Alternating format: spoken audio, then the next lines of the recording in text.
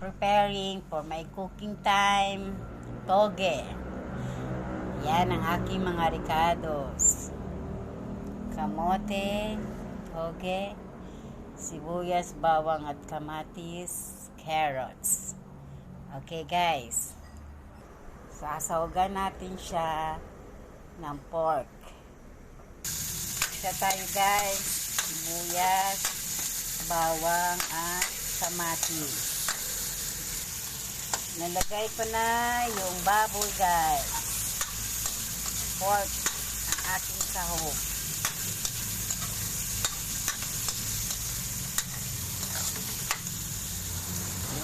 Lagyan ko guys ng paminta. Konting oyster.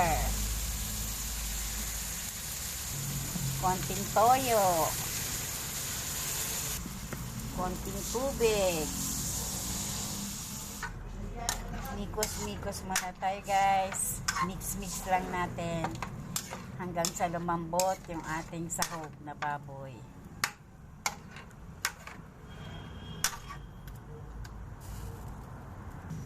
Lagyan natin ng cubes, shrimp.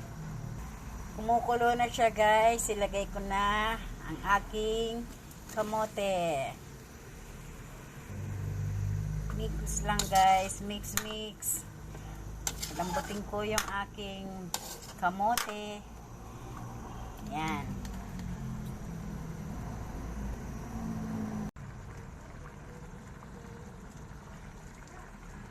Ilagay ko na rin ang carrots. Pagkatapos ng carrots guys, ilagay ko na yung aking toge.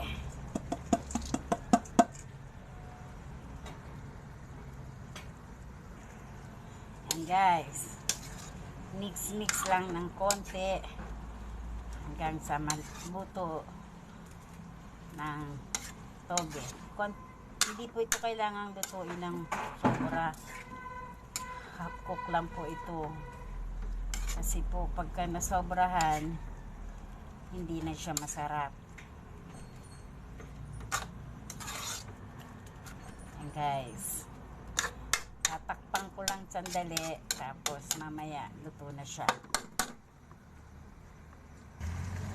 Yun na guys. Pwede na po siya, luto na. Ganito lang siya dapat, hindi siya lutong-luto. Kasi pagka niluto mo ng sobra, makukulong to eh. Kailangan medyo malutong. Okay guys.